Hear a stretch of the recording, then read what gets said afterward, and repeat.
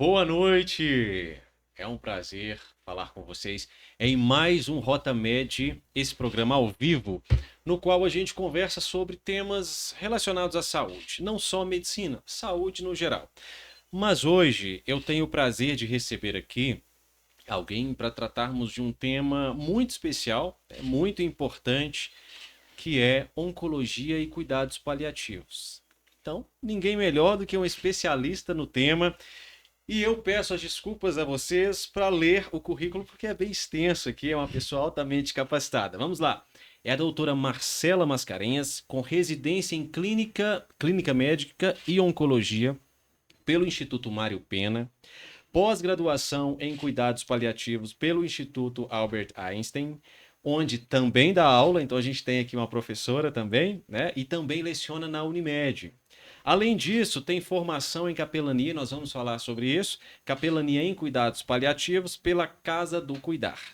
Estou com a doutora Marcela Mascarenhas. Muito prazer, doutora, muito bem-vinda. Obrigada, bem. Boa noite a todos. Obrigada pelo convite. É um prazer estar aqui. Imagina, a gente que fica bastante grato, porque eu tenho certeza que será um podcast com bastante aprendizado. Eu gosto de falar pouco, né? Então, Ótimo, muito bem. A gente está oscilando entre o ao vivo e a gravação, né? Primeira vez que isso acontece conosco, então a gente vai aprendendo aí. Então voltamos ao vivo. A doutora falou aqui sobre os cânceres mais prevalentes no Brasil. Isso vai ser publicado, tá? Esse trechinho da parte que vocês perderam aí vai ser publicado para que todas as informações que estão sendo passadas aqui não sejam perdidas. Mas só para fazer um apanhado, para não ser injusto com você que entrou ao vivo agora, doutora, fala de novo para nós. Quais são os cânceres mais prevalentes no Brasil e as formas de tratamento? nas mulheres é o câncer de mama, né? Seguido do câncer do trato gastrointestinal, cólon e reto, seguido do câncer de colo de útero. E nos homens é o câncer de próstata, seguido do câncer de cólon e reto, né, do intestino, seguido do câncer de pulmão. Isso excluindo os cânceres de pele e não melanoma, que são bastante comuns. E a gente conversou um pouquinho sobre as formas de prevenção. A gente estava na questão do câncer de colo de útero, Isso. né? Que ele é um câncer que é relacionado à infecção pelo vírus do HPV. Então, é um câncer altamente prevenível. Por isso que eu te falei, infelizmente, ainda é um câncer prevalente no nosso país. Ele é um câncer que é prevalente em países subdesenvolvidos. Né? A gente sabe hoje que nos países que já tem uma vacinação pelo HPV melhor estabelecida, a gente tem uma redução muito grande da incidência. E a melhor maneira de prevenir é através do exame ginecológico, né, do exame preventivo de colo de útero, que consegue detectar alguma alteração, né, que estiver presente ali no momento do exame, antes disso tornar-se realmente um câncer. E ele, em todas as fases, é sintomático?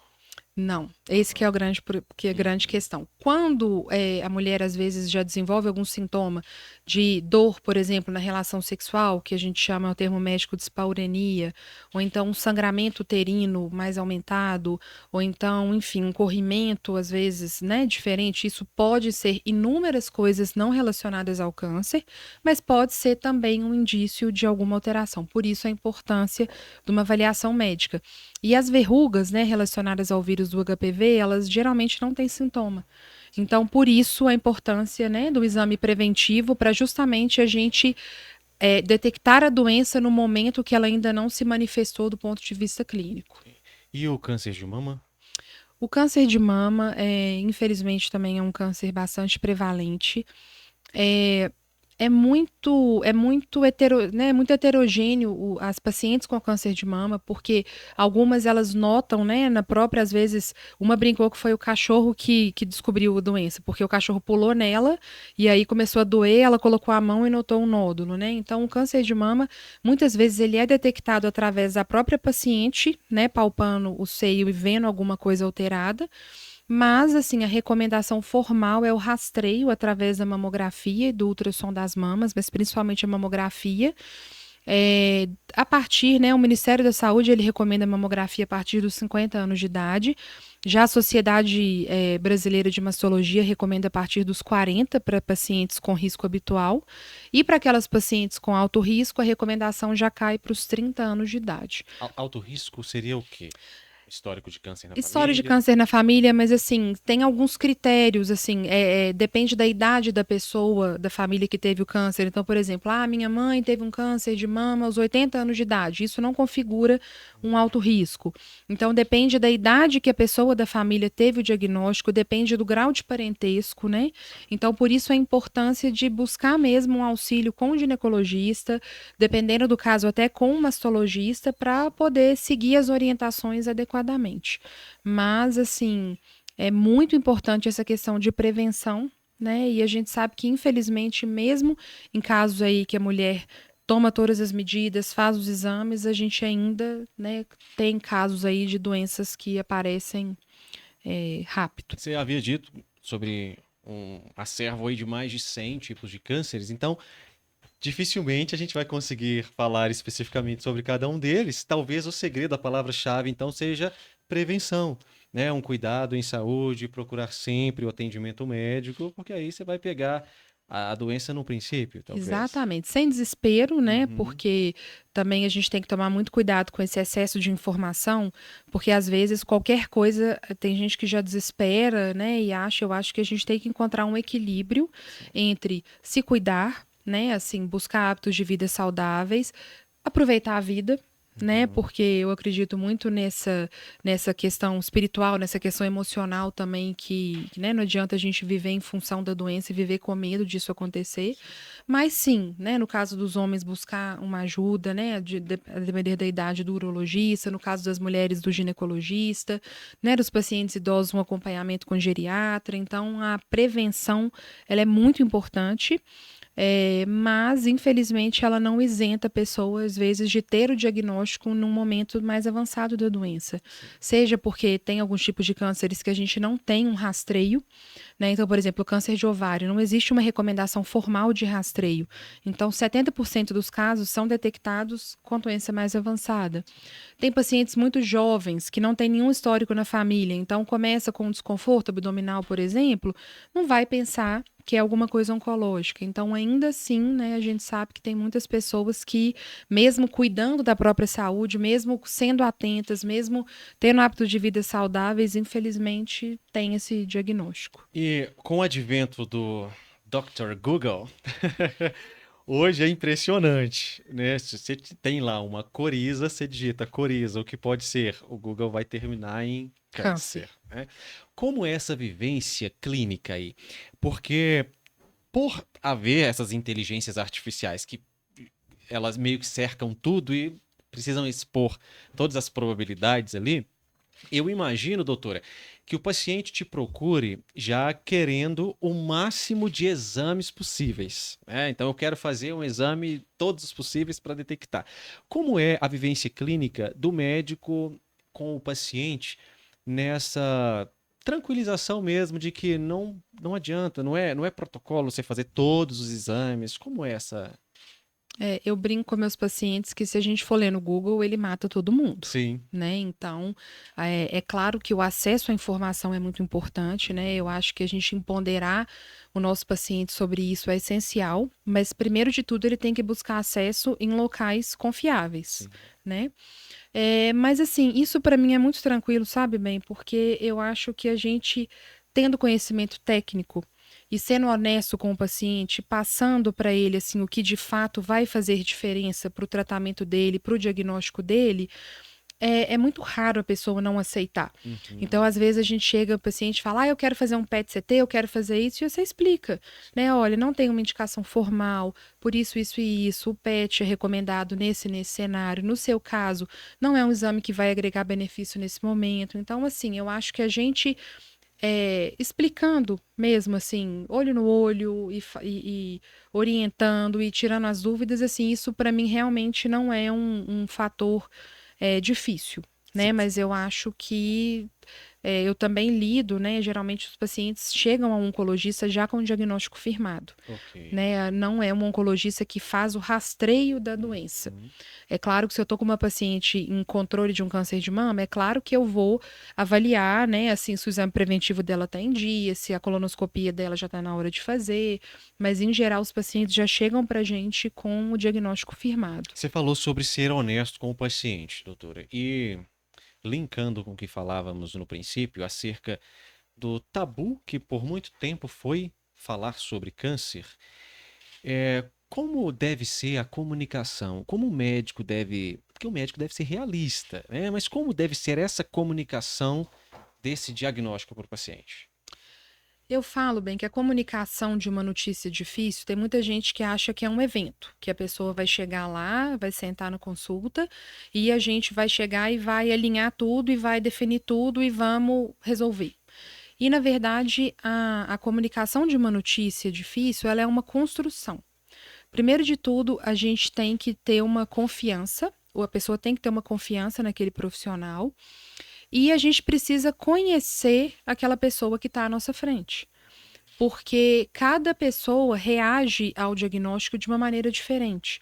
Então, como é que eu vou falar sobre uma coisa difícil, falar sobre uma questão de vida, se eu não sei quem é aquela pessoa, se eu não sei se ele é um pai, se é uma mãe, de que ele trabalha, qual que é a religião, o que ele acredita, né? Eu brinco que eu preciso saber aonde está a paz daquele paciente antes da gente ter essa conversa. Então, é claro, né? A gente sempre tem que ser claro, a gente sempre tem que ser honesto, mas a gente precisa de ter muita calma para a gente também não chegar e despejar aquele tanto de informação, às vezes difícil, numa pessoa que ainda não tem um recurso emocional para lidar. Então, quando a gente acaba de ter um diagnóstico, por exemplo, de um câncer, é o momento de você chegar e falar: olha, a doença é isso, prognóstico? Não. Né? A pessoa primeiro precisa de absorver o impacto daquele diagnóstico, para a partir daí, né, ela mesma ir construindo os recursos emocionais, as estratégias que ela, né, cada um tem uma diferente, para ela conseguir lidar. Mas eu sou muito a favor da gente realmente ser honesto, com muito cuidado, muita cautela. E assim, isso para mim hoje é uma coisa que flui, porque conhecendo aquela pessoa que está na minha frente, olhando no olho dela, eu consigo ter uma sensibilidade, na maioria das vezes, de saber até onde eu consigo chegar e eu posso chegar. A gente fala muito da linguagem não verbal. Então, se eu estou ali com aquela pessoa e eu começo a falar da doença e ela já se encolhe, ela já começa a balançar o braço, balançar a perna, eu sei que ela não está confortável e não é o momento da gente estender aquela conversa. Mas o paciente e a família, ele nos diz, mesmo que de uma maneira não verbal, até onde eu posso chegar, até quando eu posso chegar, e se a gente vê que naquele momento está muito, a gente passa por um outro dia, a gente dá um tempo, né? Mas é muito importante a pessoa saber o que que ela está vivendo e saber o que que ela tem, para a partir daí ela decidir o que que é importante para ela. Porque às vezes o que que é bom para mim não é o que que é bom para o bem. Exatamente. Então, se Como que você eu trabalha essa autonomia desse paciente aí? Ou primeiro como de deve ser tudo, trabalhado? igual eu falei, a gente conhecer na biografia. E eu converso abertamente mesmo, sabe bem? Assim, depois que eu já crio um vínculo de confiança, eu pergunto às vezes para a pessoa, ou, por exemplo, senhor José, a gente está aqui, né, tratando uma doença desafiadora, e eu queria saber, assim, né, eu tô te conhecendo hoje, eu ainda não conheço o perfil da sua doença, eu não sei como, né, vão vir os seus exames, às vezes até eu já sei, mas, né, a gente... Então, eu queria saber do senhor, assim, à medida que o tratamento for caminhando, o senhor gostaria, né, que a gente sempre conversasse com o senhor sobre isso? O senhor gostaria que eu reportasse isso para sua família? E aí, às vezes, o próprio paciente, não, doutor, eu quero saber tudo, eu quero entender, eu quero saber sobre o meu tratamento. Ou então o doutor fala, ah, não, não quero não. Pode falar com meus filhos, porque eu não tô querendo saber, não. Mas a gente sempre tem, é muito comum, né, no meu consultório, a família chega e fala assim, ai, doutora, ele não pode saber, ele não sabe do que está acontecendo. E essa perspectiva do não saber é uma coisa muito desafiadora, porque alguma Sim. coisa ele sabe, Uhum. né? Alguma coisa esse paciente sabe. Eu tive uma paciente de 15 anos que ele chegou para mim e falou assim, doutora, eu queria que você conversasse com meu pai do lado de fora do quarto, porque eu não quero saber sobre o meu problema. Entendi. E o Então ele pai já tinha tinha. certeza que ele não sabia. É claro que Sim. alguma coisa ele sabia, Sim. né? Então, assim, a sua pergunta em relação à autonomia. Eu vou conhecendo esse paciente e vou vendo até onde ele traz essa demanda para mim do saber. Mas a partir do momento que eu estou fazendo, por exemplo, uma quimioterapia, como é que eu posso fazer uma quimioterapia se eu não sei nada sobre essa pessoa? Se eu não sei Sim. o histórico, se eu não sei os valores, se eu não sei o que é mais importante? Então, a gente precisa sim empoderar essa pessoa de informação para ele poder saber o que esse tratamento está realmente impactando na vida dele. Eu provoco muitos meus alunos na minha aula que eu falo assim: se vocês soubessem que hoje vocês vão viver mais 5 anos, né? Em novembro de 2028, você vai morrer. Certo. Hoje, você faria as mesmas escolhas? Né? Hoje você estaria aqui, por exemplo, véspera de feriado, num Uhum. podcast, ouvindo um podcast? Sim. Você estaria trabalhando o tanto que você está trabalhando? E todos falam que não. Sim. É claro, né? Quem sou eu para saber quanto tempo cada um de nós vai viver? Mas, às vezes, a gente não expor para aquele paciente a real situação dele, a gente vai estar tirando a chance dele de escolher o que ele quer fazer da vida dele com aquele tempo de vida que ele tem. Sim. Inclusive, escolher tratar ou não tratar, né? Escolher tratar ou não tratar, escolher, às vezes, o que, né, assim, às vezes dar uma pausa no tratamento para fazer alguma viagem que seja importante, ou escolher, às vezes, pedir perdão para uma pessoa que, às vezes, né, a pessoa está relutando, ou escolher, né, estar mais próximo aos filhos. Eu tenho um caso que me marcou muito, no hospital que eu trabalhava do SUS, é uma paciente jovem, ela tinha uns 30 e poucos anos, e ela teve um diagnóstico de um câncer de estômago, um câncer gástrico, uma doença de caráter bem agressivo, sabe? Sim. E ela morava no Vale do Jequitinhonha, né? Para quem não conhece, é uma região bem longe aqui de Belo Horizonte, uma região de difícil acesso à saúde, Sim. geralmente, né? Os pacientes vêm se tratar em grandes centros e ela vinha no carro da prefeitura. E o carro da prefeitura, pela distância, são 12 horas de viagem, né? Sim. 9, 10 horas, era bem longe. O carro, se não me engano, ele saía de lá domingo, chegava aqui em Belo Horizonte na segunda e saía de novo na quarta e chegava lá na quinta. Então, se ela tinha uma consulta de 15 minutos, ela ficava 5 dias fora de casa. Sim. E esses pacientes, eles dormiam, né? A gente tem as casas de apoio do SUS, então eles dormiam, mas obviamente num conforto muito diferente do conforto da própria casa. E aí eu não a conheci, ela internou para alguma coisa simples de ser resolvida. Ela estava fazendo quimioterapia há 3 anos Sim. e uma doença que infelizmente já não tinha uma proposta de cura. Ela já estava na terceira ou quarta linha de quimioterapia.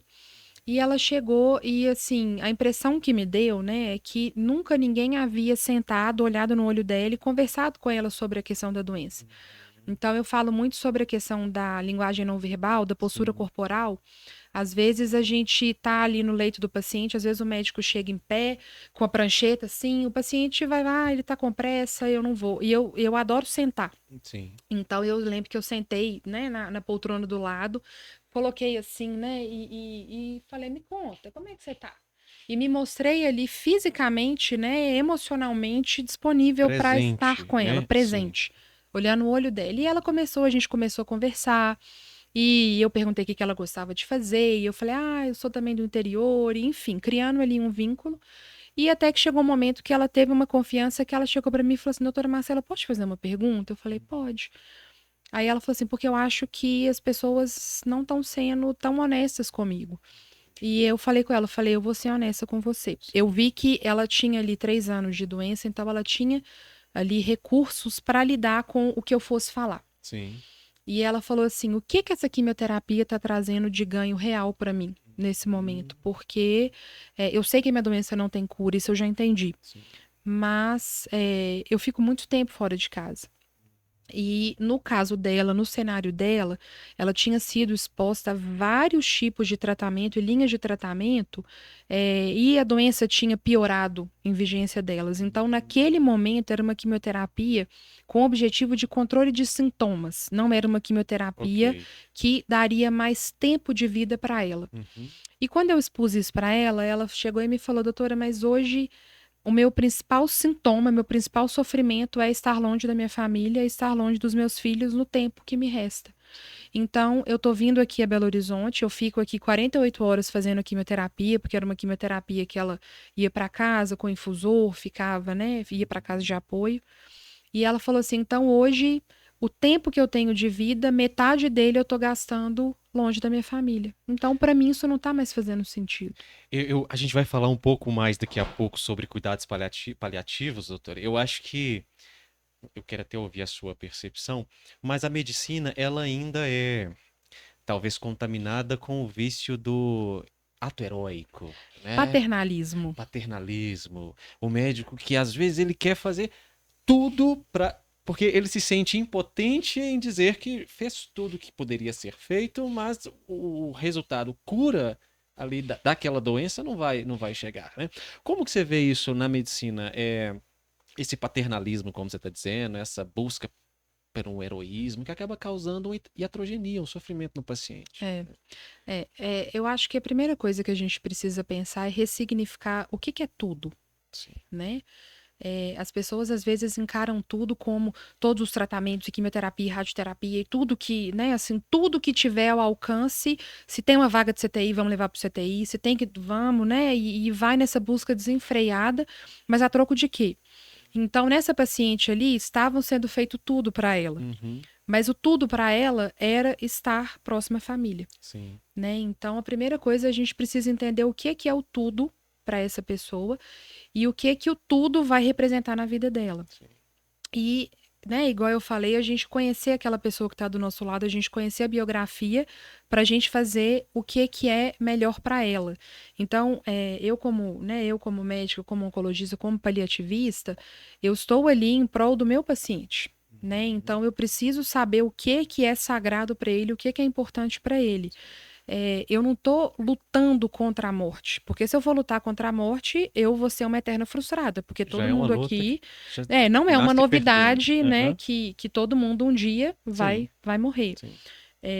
Então, a gente precisa realmente desmistificar esse Sim. tabu de que a medicina ela luta contra a morte, Uhum. né? Assim, a minha luta hoje é para eu tentar, se possível, eu dar a cura para os meus pacientes, eu buscar isso, e se não for possível, eu tentar dar o máximo de vida, né, no processo de adoecimento e tratamento que esse paciente tem. Então, eu tenho muita dificuldade com esses médicos, né, que se acham heróis e que se acham, né, eu acho que hoje isso caiu por terra. E a custo do sofrimento do paciente, né? E da É, família. e da família, exatamente. Doutora, como funciona, sim, talvez para o médico, para quem estuda medicina, isso seja mais claro, mas para o leigo não. A escolha, ou não é uma escolha necessariamente, mas quimioterapia, radioterapia, essas terapias, como elas são decididas? Se vai ser químio, se vai ser rádio? É, isso é baseado bem na característica do tumor, no estadiamento do tumor. O estadiamento é o tão avançado ele está, e baseado no que essa pessoa tem de condição clínica. Né? Sim. Então, por exemplo, um câncer de intestino num paciente de 20 anos de idade é diferente de um câncer de intestino num paciente de 80. Às vezes, aquele paciente de 20, a gente vai indicar uma quimioterapia mais agressiva, e o paciente de 80, às vezes, não vai ter essa condição. Então, isso é realmente assim, é uma escolha. Os estudos nos mostram, né? Assim, se eu chego com uma paciente com câncer de mama, com, por exemplo, um linfonodo comprometido na axila, eu já sei o tratamento padrão ouro que a gente fala, né, para esse tipo de doença. Mas aí sim a gente tem que sentar, tem que individualizar, tem que conhecer essa paciente para a gente juntos definir ali o que vai ser melhor. Mas a gente tem hoje terapias-alvo, a gente tem imunoterapia, a gente tem a radioterapia, a gente tem quimioterapia, a gente tem transplante de medula, então a gente tem a própria cirurgia. tanto esses tratamentos no cenário da doença com propósito de cura, quanto no cenário da doença no tratamento paliativo. Então, isso é uma decisão mesmo técnica médica e que, obviamente, é dividida com o paciente, né? Sempre colocando aí os riscos, os benefícios, para a gente definir aí qual que vai ser a melhor estratégia. E há muita informação irresponsável, né, doutora? Muito. Como que, às vezes, um paciente ele recebe uma determinada informação, enfim, hoje a gente sabe, bom que a informação é mais acessível hoje, mas também perde-se um controle sobre fonte, sobre confiabilidade, enfim. Às vezes o paciente recebe uma informação sobre uma tecnologia ou uma terapia que ainda não está bem definida pela literatura, não tem evidências, e ele chega ao seu consultório e ele fala: doutora, eu quero essa aqui. Eu descobri que isso aqui talvez seja adequado para mim. E quando não é adequado para esse paciente? Como que a oncologista Marcele, que também é paliativista, tem essa abordagem da espiritualidade também. Como que você lida com isso? Eu acho, bem, que é sendo honesto, né? Assim, a gente estuda para isso, então, né, a gente se debruça, estuda e sabe o que tem evidência científica e o que não tem. Então, a gente tem hoje, por exemplo, teve há uns meses atrás aí um boom de reportagens sobre aquela fosfetanolamida. Então, eu tive vários pacientes no meu consultório que vieram pedindo e você explica. Então, assim, eu sento e eu explico, olha, explico como que funciona um estudo clínico, como que funciona um estudo fase 1, estudo fase 2, o estudo fase 3, como que é a questão da aprovação desse medicamento, do perfil de segurança. Então, assim, a gente não tem que ficar bravo, né? Porque tem, às vezes, médico, mas você tem que parar de ler. Não. Né, esse caso, para esse cenário, para sua doença, realmente a gente não tem benefício. Né? Não existe uma evidência científica que me respalde, que me embase que isso vai ser bom para você. E a mídia, assim, a gente tem que ter muito cuidado, porque às vezes mostra, por exemplo, tem um câncer de pulmão que ele é super, assim, traiçoeiro, porque ele responde muito bem ao tratamento de quimioterapia e quando a gente vai repetir a tomografia, a gente vê que ele desapareceu. Mas a gente sabe que é um tratamento que não tem proposta de cura. É uma doença que não é curativa. Mas você faz uma tomografia, você não vê nada. É mesmo? Sim. E aí a gente fala, a pessoa está em remissão e a gente Ok. sabe que em questão de pouco tempo essa doença vai voltar de uma maneira Entendi. agressiva. E aí, às vezes, a pessoa pega e fala assim: quimioterapia curou essa pessoa, porque às vezes não vê no exame de imagem e usa o termo cura. Sim. Então, existe mesmo informações muito irresponsáveis e que fazem isso justamente para vender. Né? Mas assim, eu falo que eu fico brava assim com isso porque gera sofrimento, né? A pessoa que está ali, né, como a pessoa em tratamento de câncer, a gente já sabe que a família muitas vezes sofre muito, né, assim, junto com o doente. E às vezes cria uma falsa esperança, uma falsa ilusão de um tratamento milagroso e que não existe, né? Exatamente. Mas assim, para mim é uma coisa tranquila, a gente precisa mesmo explicar.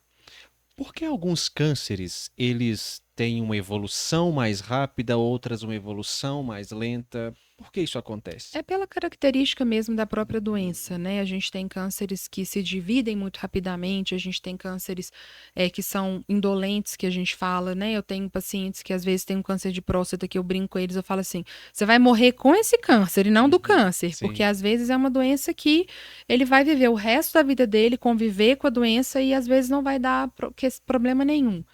Então, isso vai muito mesmo do diagnóstico, né? Assim, do resultado da biópsia, do que o diagnóstico histopatológico conta, de onde que a doença começou. A gente tem algumas regiões que a doença vem de uma maneira mais agressiva, a gente tem algumas que a doença vem de uma maneira menos agressiva.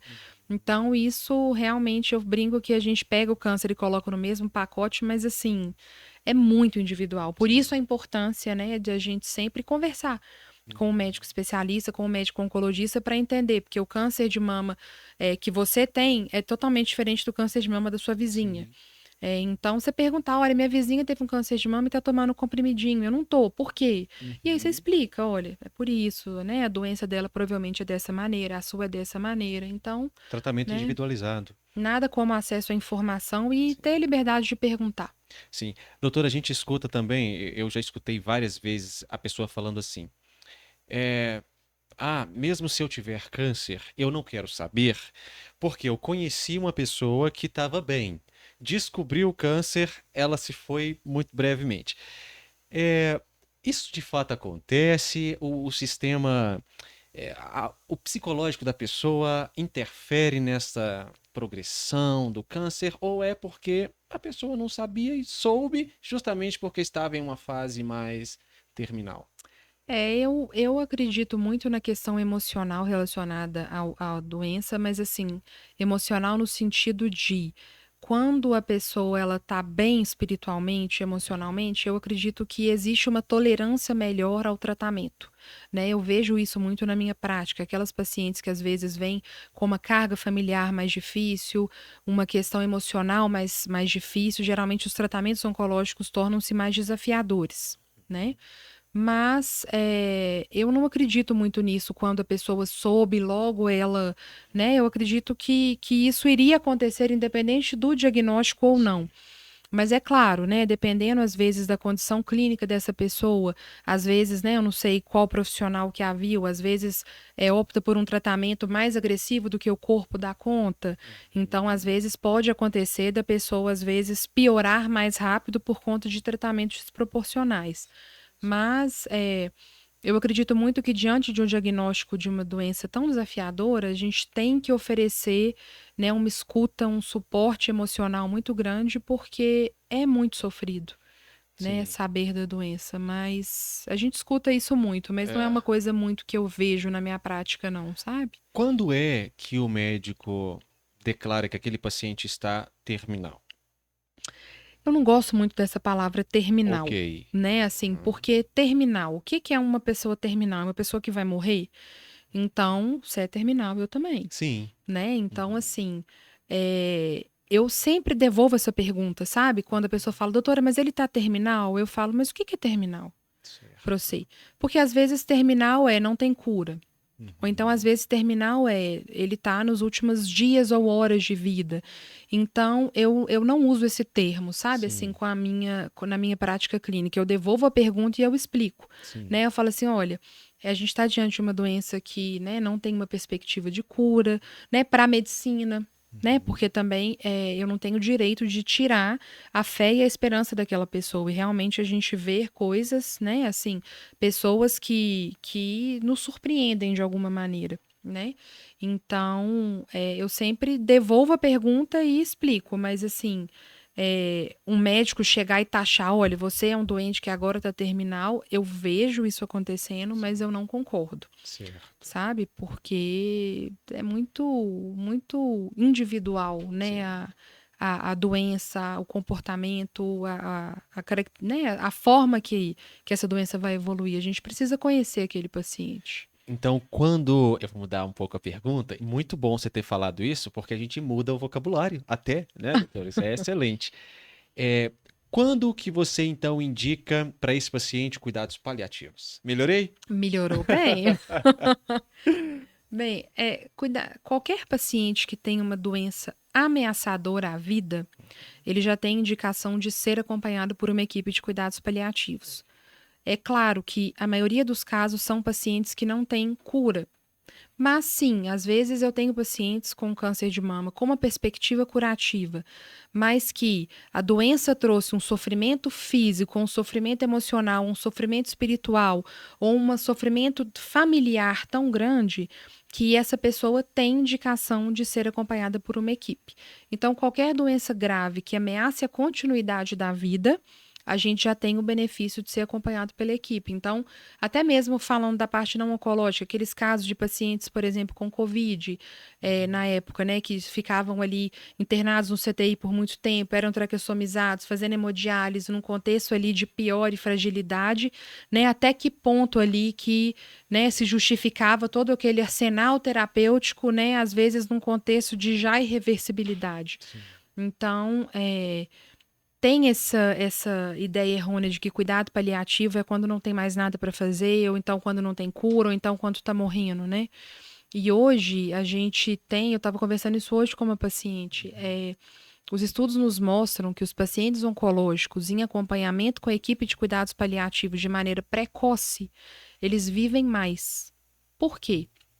Porque eles têm a dor melhor controlada, eles têm um sofrimento que é cuidado, eles têm um suporte espiritual, um suporte familiar. Então, a gente ser cuidado, a gente ser ouvido e a gente viver bem faz com que a gente viva mais. Sim. Então, Então, o que seria cuidado paliativo? É isso tudo que você falou aí. cuidado paliativo é uma abordagem, né, multidimensional, que a gente trata de maneira ativa, né, todos os sintomas daquele paciente que estejam trazendo sofrimento, tanto na esfera física, como dor, falta de ar, intestino preso, tanto na esfera psicológica, quanto na esfera social, quanto na esfera espiritual.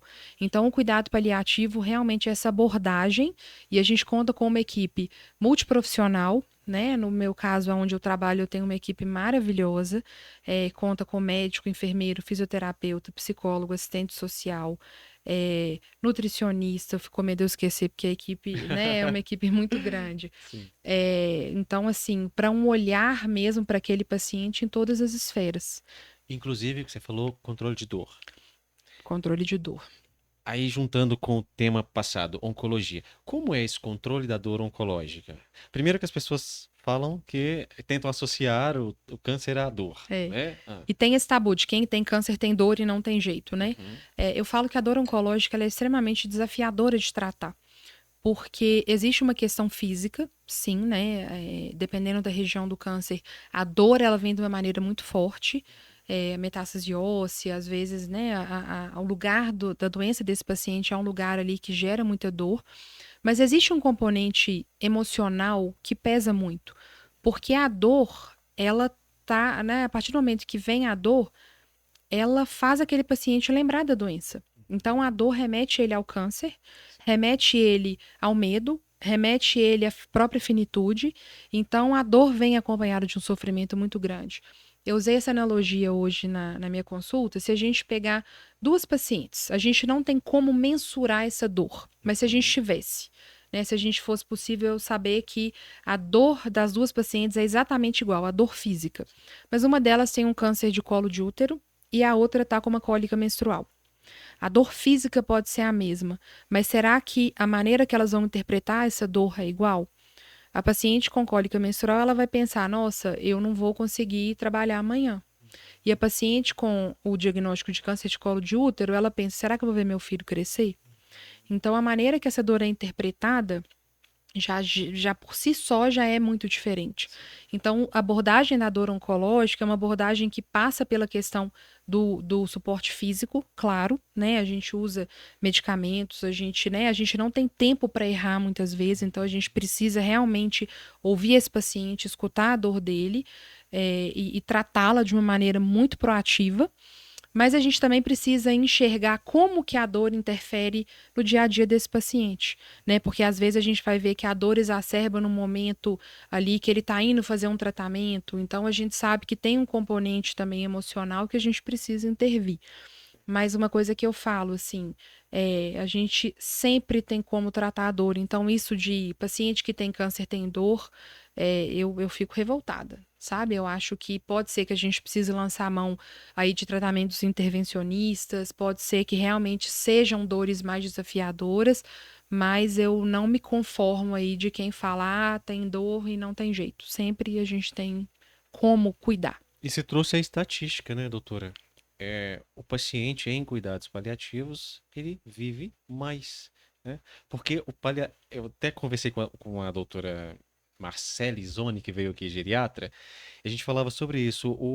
Como a gente usa muito o termo paliativo no Brasil para outros contextos, quando a pessoa escuta cuidados paliativos, parece que é uma coisa assim, fazendo por Um fazer. jeitinho, né? Exato. E não é cuidado, É. né? E o termo paliativo é até bonito, vem do pallium, do latim, que é aquela capa do cobrir, do cuidar, do aconchegar, sabe? Sim. Então, as pessoas realmente elas interpretam de uma maneira errada. Até já pensei, gente, será que a gente devia mudar, né, essa palavra? Mas assim, eu acho que não. Eu acho que é através da informação, Sim. né? Então, assim, se cada um ali, né, você sai daqui do podcast e aí você já sabe, olha, cuidado paliativo é isso. E a gente vai difundindo essa informação, a gente realmente consegue mudar isso, né? Hoje uma paciente, né, assim, eu acabei de atendê-la e ela disse, doutora, mas por que que eu não fiquei sabendo antes, né? Ela tá em Uhum. tratamento aí de uma doença desafiadora, passou por momentos difíceis agora recente, com a Sim. internação, com uma dor de difícil controle.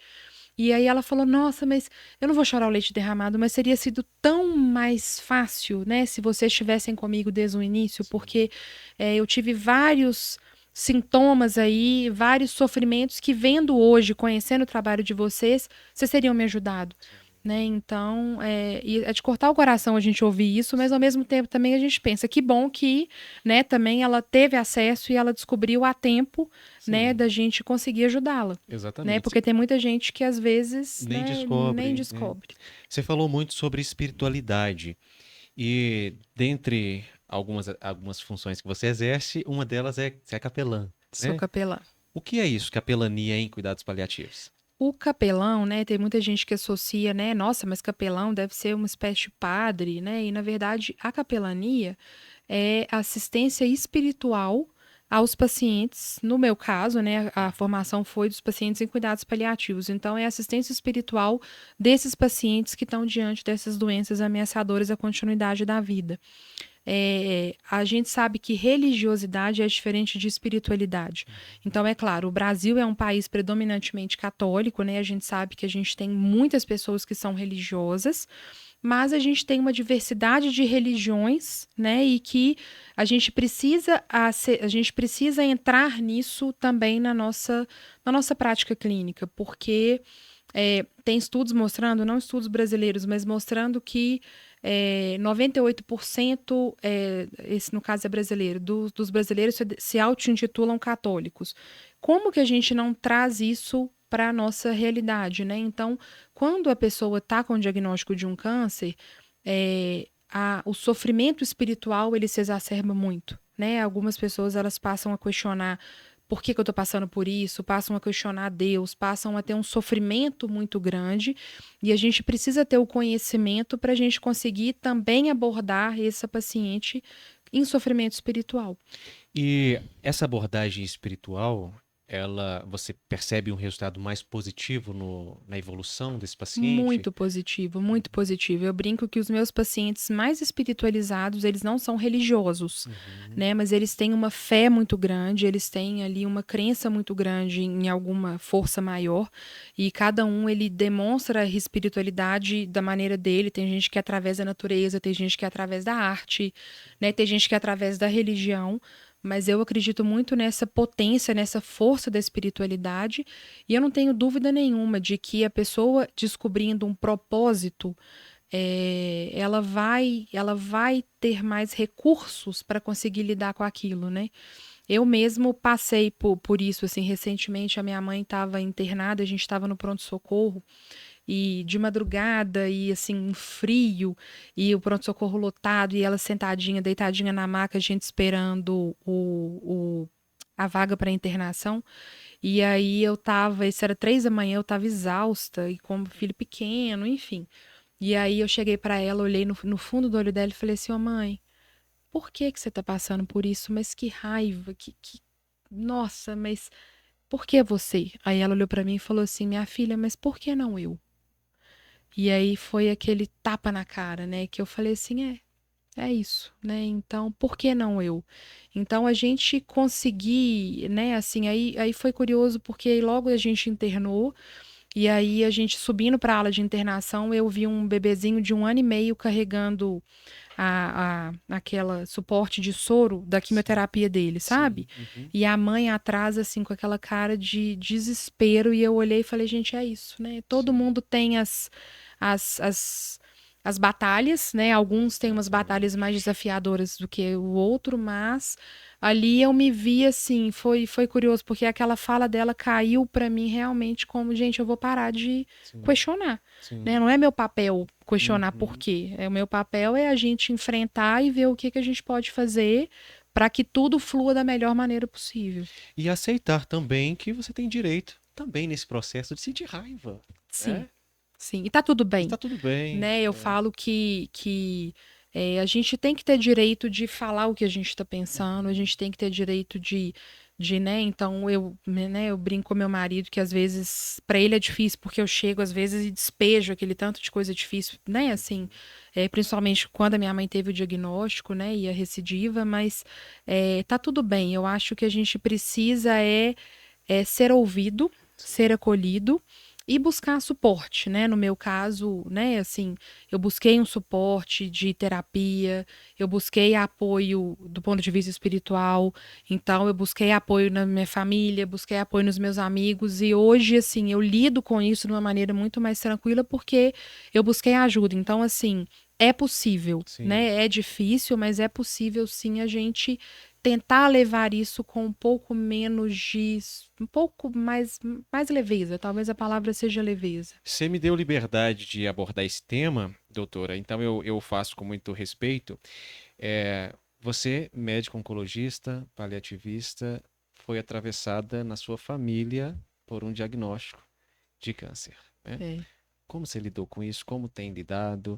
É mais difícil para um médico ou é mais fácil? Para você, né? É difícil generalizar, né? Para você, como médica, foi mais difícil ou mais fácil, você acha?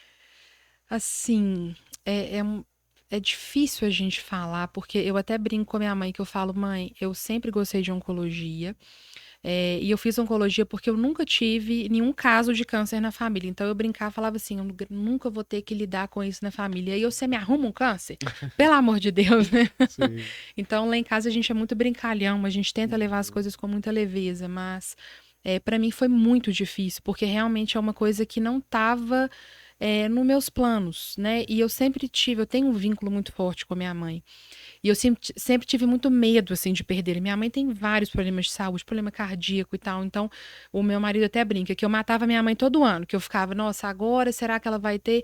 E aí, assim, realmente, o diagnóstico dela veio como uma rasteira mesmo, sabe? E foi num momento muito desafiador. Eu tô com uma bebezinha pequena, né, de 8 meses. E eu tive 4 abortos antes dela. 4 perdas gestacionais muito sofridas. E o resultado da biópsia da minha mãe saiu no momento que eu tinha acabado de descobrir o meu 4º aborto, que a minha 4ª gestação não iria para frente, que foi no ano passado, né? Então foi um momento ali de muito sofrimento, muita dificuldade, né? Mas, assim, eu tive um apoio muito grande da minha equipe de trabalho. Eu lembro que quando saiu o resultado da biópsia, obviamente eu não fui trabalhar naquele dia, né? E aí depois, no outro dia, eu fui trabalhar. E aí eu cheguei, meu primeiro paciente era 8 horas, e aí eu cheguei, sentei e falei com o pessoal, gente, e aí, cadê? Né? Aí as meninas todas, né, da equipe dos cuidados entraram, fecharam a porta e falaram, a gente desmarcou, a gente agora quer saber de você, como é que você tá? Então eu fui recebendo, sabe, todo esse suporte, todo esse carinho, todo esse acolhimento, e isso me fez construir recurso para realmente lidar. É, foi muito difícil, ainda é muito difícil, mas assim, com muita relutância, né, eu me recolhi realmente a saber que eu não tenho controle, né? Então, assim, eu busquei, né, um médico, assim, que eu confio nele de olhos fechados. E no momento da consulta, no momento, eu sou filha, eu não sou a doutora Marcela. Uhum. E quando eu tento ser a doutora Marcela, ele já me Opa. corta, sabe? Aham. Sim. Quando a minha mãe internou com uma infecção, eu liguei para ele e falei: qual antibiótico? Ele falou assim: eu não vou discutir isso com você. Ele é muito brincalhão também, Aham. sabe? Sim. É uma pessoa fantástica. E ele falou: não vou discutir isso com você. Você é filha. E aí ele me coloca no meu lugar e eu já aceito. Então ali eu me permito ser filha, Filha. E né? E faz me bem, né? permito, faz bem. E assim, eu brinco que eu sou aquela louca, aquelas filhas que choram. Quando a doença dela voltou agora esse ano, na consulta, o médico quase não conseguia falar, porque eu só chorava. Minha mãe, minha filha, pelo amor de Deus, se for ficar desse jeito, eu vou te tirar da consulta, né? Porque você tá aqui porque você é médica. Porque eu só chorava. Então, Sim. assim. Uma coisa que a minha terapeuta me disse, a gente tem muito aquela música, é, levanta, sacode a poeira e dá a volta por cima. E eu ficava muito focada nisso. E aí ela trouxe pra mim, Marcela, você já ouviu essa música? Você já prestou atenção no trecho anterior? Eu falei, não. Aí ela falou, reconhece a queda, mas não desanima. Então Uau. foi isso que eu fiz. Assim, eu me permiti, eu adentrei a esse sofrimento. Na terapia eu trabalhei, assim, o que de pior pode acontecer, Uhum. né, com isso. Então, assim, é uma coisa que eu venho lidando. reconheci, né, o melhor cenário, o pior cenário, mas a minha mãe hoje está aqui, ela está bem, ela está fazendo o tratamento, a gente está passando por diversos desafios, mas ela está até hoje lá com a minha bebezinha, mas assim, ela está aqui. E a minha terapeuta também me falou uma outra coisa que, né, por isso que eu falo da importância da gente ser cuidado, né? Então eu estou me permitindo ser cuidada. E ela usou um termo bem bacana para mim, porque eu ficava assim: será que minha mãe vai estar aqui, sei lá, num tal dia? Será que. E aí, quando eu vi, a minha mãe estava ótima tomando um vinho com meu marido e eu no quarto chorando. Sim. E aí ela virou para mim e falou assim: Marcela, tem uma frase que me marcou muito, né, na minha análise quando eu fiz, que é: quem fica com o que perde, perde o que ganha. Então, você está focando no que você pode perder e que você nem sabe se você vai perder. Então, olha o que você está ganhando, né? A sua mãe, com todos esses problemas de saúde, ela está aqui, ela conheceu a Lara, ela está aqui cuidando dela, ela te ajudou nesse momento aí, né, do seu puerpério. Ela está aqui. Então, isso virou um lema para mim. Então, hoje, assim, é uma doença que existe uma perspectiva curativa, né? Então, eu sou muito realista em relação a isso. É claro que é uma doença agressiva, a gente tem aí alguns desafios pela frente, mas assim, eu não tenho esse controle. Sim. Então, eu não me sinto impotente, eu sei que é uma impossibilidade. Sim. Então, eu confio, eu entrego, eu curto e assim, vamos ver, né, o que a vida nos reserva. E olha só, a gente foca muito, num caso de um paciente oncológico, por exemplo, no cuidado do paciente, que é muito importante, né? Certamente ele é o paciente. Mas ao redor desse paciente existem também os familiares, os cuidadores, que muitas vezes estão sobrecarregados psicologicamente. Como abordar essa sobrecarga do cuidador? Pois é, a gente tem que ter um olhar para essa família e para esse cuidador, né? Então, uma das esferas do cuidado paliativo é esse olhar para a família, porque muitas vezes a família precisa de mais acolhimento e mais suporte do que o próprio paciente. Então, isso é uma coisa que o próprio profissional de saúde, ele tem que ter essa sensibilidade. E eu tenho, né? Meus pacientes até teve, né? Eu brinco, às vezes eu faço receituário para os familiares, né? Tem uma que eu coloco lá, receita. Ir ao clube uma vez por semana, sabe? Então eu sei o que é importante para aquela pessoa e a gente tem que ter esse olhar, né? E eu tive esse olhar assim para mim quando a minha mãe teve o diagnóstico de que eu tinha que assim seguir, né? Então, assim, eu estava ali com uma filha pequena, no caso, né, da recidiva desse ano. Então, eu tinha que, de alguma forma, ser cuidada, né? Então, eu me permiti ser cuidada. E quem, né, tá passando por isso, às vezes, de ter alguém, um familiar, ou uma filha, um marido, ou um tio, enfim, precisa, né, buscar ajuda. Precisa entender que a gente não tem que dar conta de tudo, né? A gente tem que pedir socorro mesmo, às vezes, né? Assim, de amigos, de vizinhos, de primos, às vezes, para ajudar, né? Nessa parte até prática mesmo do cuidado. E que a gente, para estar ali diante de outra pessoa, a gente precisa se cuidar. Né? Eu acho que é um pouco de hipocrisia. No meu caso, imagina eu como médica que estou ali oferecendo um cuidado para aquele paciente, eu não olhar para mim e não me cuidar também. Exatamente. Como é que eu posso falar com aquela pessoa para ele se cuidar se eu não me cuido? Exato. Né? Doutor, eu vou abrir aqui para as perguntas da plateia. Plateia, da audiência. Algumas perguntas, inclusive, já foram respondidas por ti. Tá? Tem uma aqui que eu acho que é uma pergunta de US$ 1 milhão. Não sei. O que causa o câncer? Tem resposta a essa pergunta? É a pergunta de US$ 1 milhão. Na verdade, a gente tem hoje vários estudos mostrando, né, o cigarro, né, os hábitos de vida, eles têm uma relação muito grande.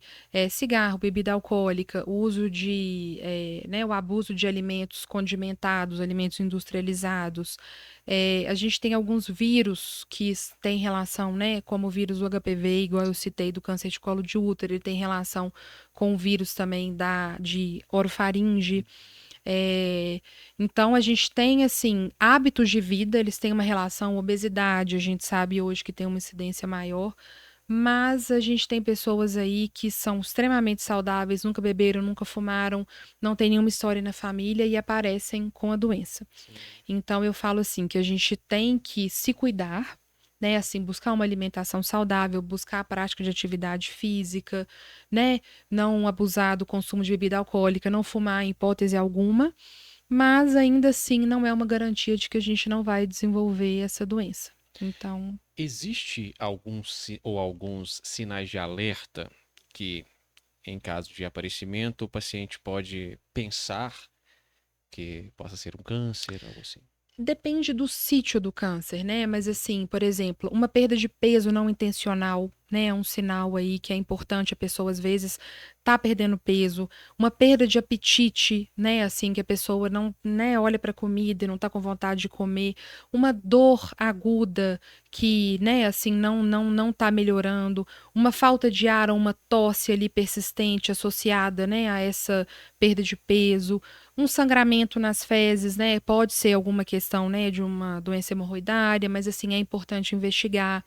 Um sangramento vaginal numa mulher, né, assim que já não menstrua mais. Então tem alguns sinais de alerta, sim, mas eu falo principalmente essa questão da perda de peso, né, que é um sintoma que a gente vê na maioria dos pacientes, eles vêm junto com o diagnóstico essa perda de peso, essa dor às vezes, né, assim persistente, e essa questão de alimentação, da hiporexia que a gente fala, é a baixa ingesta alimentar. Ok. Tem mais perguntas aqui, doutora?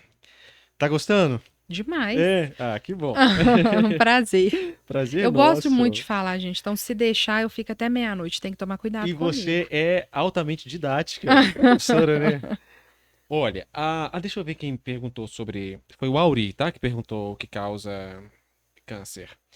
Agora, a Rosângela pergunta assim: ó, meu netinho de 2 anos foi diagnosticado com neuroblastoma.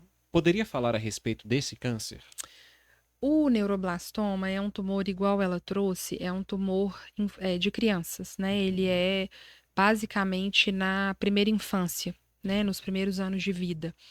E então é um tumor que eu, na minha prática clínica, eu não trato, né? Eu trato adultos. Então eu tenho pouca, na verdade, pouca, quase nenhuma experiência no tratamento dele.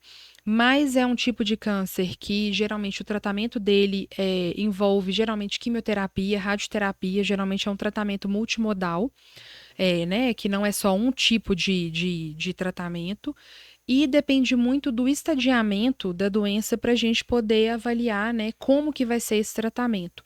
Mas um diagnóstico numa fase mais inicial da doença tem uma alta taxa aí de cura, né? E se Deus quiser, esse vai ser o caso. Mas é muito importante, assim, perguntar sobre os tratamentos com o médico que vai acompanhá-lo, né? Mas é uma doença que numa criança, né, num bebezinho tão jovem, assim, é o acaso mesmo, assim, não tem nada de errado que ele possa ter feito ou que a família pode ter feito para aparecer, né? É um acaso genético muito infeliz, né? Todo câncer gera metástase? Não, nem todo câncer, né? Assim, a gente sabe que quando a doença ela vai se avançando, geralmente ela caminha para os linfonodos, né, que Uhum. drenam ali aquela região, e posteriormente ele pode ir para outros órgãos que a gente chama de metástase. Mas tem alguns tipos de cânceres que eles não têm essa característica de dar metástase, eles vão crescendo, mas geralmente não dão metástase. Tem alguns que já dão metástase assim muito rapidamente, então né, assim, é muito variável mesmo. Sim. Tem Tem... alguns cânceres, né, só assim, Ok. que mesmo com metástase, a gente acha metástase, nossa, então não tem cura. Mesmo com metástase é passível de cura. Tem alguns cânceres que não. Então, assim, é preciso realmente, ao invés de buscar no Dr. Google, né, gente, é Sim. claro que a gente precisa ter acesso à informação, eu não estou de forma nenhuma incentivando que as pessoas não busquem informação, né? Mas antes de tudo, a gente tem que conversar com o nosso médico, Sim. né? Para a gente ter informação de qualidade, informação confiável, para não desesperar sem necessidade. Perfeito. Tinha uma aqui que era sobre. Eu cheguei a encontrá-la, mas eu não estou achando Do aqui. É adenocarcinoma. adenocarcinoma, isso. Alguém perguntou sobre adenocarcinoma, mas não estou encontrando a pergunta da pessoa, mas faço para você. O que é o adenocarcinoma? O Forma de adenocarcinoma é um tratamento? tipo de câncer que ele se origina de algum tecido glandular. Adeno vem de glândula. Então, o adenocarcinoma ele pode aparecer em diversos locais do corpo, né? A gente tem um adenocarcinoma de intestino, a gente tem um adenocarcinoma de ovário, a gente tem, então, assim, a pergunta tem até um adenocarcinoma de pulmão, então, assim, eu não sei, né, a origem desse adenocarcinoma, mas é um tipo de câncer que vem de um tecido glandular. Mas em relação a tratamento, vai depender, né, de onde ele surgiu, se é passível de um tratamento cirúrgico, do estadiamento, né, se tem aí, por exemplo, algum linfonodo, alguma íngua que está comprometida, e, né, assim, aí ele varia entre cirurgia, entre quimioterapia, dependendo da região, radioterapia, dependendo do estadiamento, imunoterapia, então, né, assim. Depende do caso concreto, né, doutora? TV Super Ativa pergunta assim. Aí, pessoal, peço já desculpas, vai ser a nossa última pergunta. A gente está caminhando para a conclusão. Boa noite, doutora. Fale sobre o câncer de mama masculino, porque existe, né? Existe. Fale sobre o câncer de mama masculino, quais são as causas e como prevenir.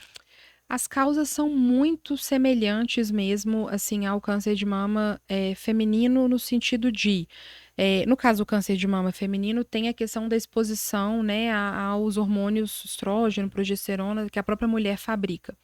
Mas o homem, ele tem a glândula, né, ele tem a glândula mamária.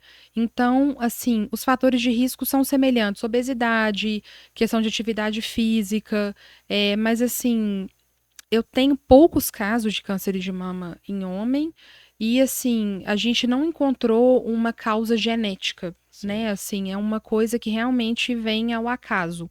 Como prevenir? No caso de homem, não existe essa recomendação formal de mamografia, ultrassom de mama, né? Mas é o homem mesmo ele se tocar e ele ver se ele notar algum. Como o homem não tem essa mama volumosa, acaba que qualquer nódulozinho na mama é muito mais facilmente perceptível. Eu tive agora recente um paciente com câncer de próstata que adiantou a consulta para mim, que ele falou, doutora, ele está em controle, ele não está mais em tratamento. E aí ele chegou, doutora, tem um nódulo aqui esquisito. E aí eu examinei, vi, encaminhei para o mastologista e ele está em vias de fazer uma biópsia. Então, os fatores de risco, assim, são relacionados mesmo à questão da própria saúde, assim, né, igual eu citei, e o tratamento é semelhante ao tratamento do câncer de mama feminino. Dependendo do estágio da doença, a gente recomenda a cirurgia, dependendo a quimioterapia, dependendo a radioterapia. Então, ele caminha aí, ele inclusive toma se for um câncer hormônio relacionado, ele toma o comprimidinho, né, que as mulheres costumam tomar de hormônio. Então, o tratamento é muito similar. Mas é uma doença rara. Sim, Mas mas acontece. pode acontecer, né? Doutora, infelizmente a gente está indo para Que os pontos pena. finais, né? Certamente você será convidada novamente. Vai ser um prazer, Eu velho. sempre digo que nesse primeiro bate-papo a gente faz esse apanhado mais geral, né? E depois a gente convida novamente o especialista para tratar aí de um tema mais específico, que a gente possa especificar melhor. Mas vamos lá então, doutora. Eu quero fazer uma pergunta para ti e aí você já deixa um recado para nossa audiência. Eu quero juntar as suas duas especialidades aí, né? Oncologia e cuidados paliativos, com a pergunta: a pessoa descobriu um câncer. É o fim? De jeito nenhum. De jeito nenhum. Né? A gente tem muito o que fazer, a gente tem muito o que ajudar essa pessoa, a gente tem muito o que oferecer em termos tanto de tratamentos de terapia modificadora de doença, como em dar um suporte para que aquela pessoa viva da melhor maneira possível. Né? Não é um fim de forma nenhuma. Eu acho que o câncer, ele. Todos nós vamos morrer um dia, a gente sabe, mas a partir do momento que aquela pessoa tem o diagnóstico de câncer, ela é como se a janelinha da morte ali abrisse e ficasse rondando aquela pessoa. E quando a gente não olhar para isso com honestidade, perguntar para a morte o que que ela tem de mais importante sobre a vida, né, a gente não vai conseguir ajudar essa pessoa. Então, a gente é possível sim, diante de uma doença grave, aquela pessoa ressignificar todo o processo, aquela pessoa, às vezes, enxergar a vida de uma maneira diferente, aquela pessoa viver melhor, às vezes, né, mesmo diante de uma doença tão delicada. Então, assim, não é o fim, né? Assim, busquem ajuda, busquem, né, profissionais que vocês se sintam acolhidos, que vocês sejam ouvidos, que vocês tenham liberdade de perguntar, né, porque sempre, sempre, sempre, eu sempre falo isso, sempre tem o que ser feito, né, aquele médico que chega e fala, não tem mais nada para fazer, me dá até arrepios, porque sempre a gente vai ter algo a oferecer. Sim. Ótimo. Você que assistiu aí, se receber um diagnóstico como esse, tenho certeza que você pode se interessar por se consultar, ser paciente da doutora Marcela. Como essa pessoa te encontra, doutora? Bem, hoje eu trabalho aqui em Belo Horizonte, no grupo da Oncoclínicas, que é o maior grupo de oncologia da América Latina. Trabalho em 2 clínicas aqui, a Oncocentro e a Oncobio. E eu tenho um Instagram, né? As pessoas podem me procurar lá, podem também ligar para o grupo, né? Para poder agendar uma consulta. Eu atendo diversos planos de saúde, atendo também particular. E no meu Instagram tem lá as informações e podem me procurar lá que eu direciono. Qual é o Vai ser seu um arroba, prazer. doutora? @doutora.marcela.mascarenhas. Ok, doutora Marcela. Eu sigo, tá, gente? Eu só quero mostrar para vocês. Tô voltando de licença maternidade, meu Instagram estava um pouquinho parado, né? Sim. Mas eu busco ali sempre trazer muitas informações e dividir muitas coisas. Então, assim, tô voltando aí com gás total e super disponível aí. Perfeito. Gente, então é doutor, dra.marcela.mascarenhas e tem umas postagens aqui bastante interessantes, né? Inclusive você fala aqui sobre distanásia, sobre prolongar a vida, um tema bem interessante. E aí é isso mesmo que eu estou fazendo com vocês. Eu estou gerando curiosidade para vocês irem lá pro Instagram da doutora, porque de verdade tem algumas coisas aqui que eu quero abordar no próximo encontro. O papel da morfina, por exemplo. Ah, bem, tem tanta coisa bacana pra gente Não conversar. De tem? verdade, não, Ok. Se a acho que gente... quando a gente ama o que a gente faz, né, Sim, assim, é um prazer mesmo, assim, falar sobre isso. ótimo. Então, quando a gente te convidar, você volta? Volto com todo prazer. Muito obrigado, doutora Marcela. Obrigada, Foi um bem. prazer, Boa viu? noite. Obrigado pelas informações. Vocês que acompanharam, muito obrigado. Gente, não faz sentido recebermos informações tão preciosas quanto essas e guardarmos apenas para nós. Então, compartilhem essas informações, né, com um paciente ou com quem não seja um paciente também, né, porque é sempre importante que, com certeza, essas informações chegarão aonde precisam chegar, né? Então, como você compartilha os conteúdos? Você pode mandar o link, né? Você pode divulgar o Instagram da doutora, né? Pode divulgar o RotaMed. No meu próprio Instagram, Repórter Ben Mendes, haverá cortes lá também, porque nem todo mundo consegue tempo na agenda para assistir ao podcast inteiro. A gente entende isso. Então, qual é a solução que nós encontramos? Todo esse podcast vai ser publicado. Então, quem tem tempo vai assistir. Eu e a doutora Marcela falando aí por 1 hora e 17 ou 1 hora e 20 minutos. Só que você que não dispõe de muito tempo, o que você faz? Você vai lá no canal que a gente está criando agora, que é o RotaMed Podcast, e nesse canal haverá cortes. Então, a doutora falou aqui sobre cuidados paliativos. A gente vai fazer um corte sobre cuidados paliativos e coloca lá. A doutora falou também sobre capelania em cuidados paliativos. Estará lá. Fatores de prevalência do câncer, enfim. Haverá corte sobre tudo isso que foi dito aqui para facilitar que você que dispõe aí, às vezes só de 15 minutos por dia para assistir, assista, tá certo? Então você que não é inscrito ainda no canal, vá lá ao RotaMed Podcast e encontre essas informações.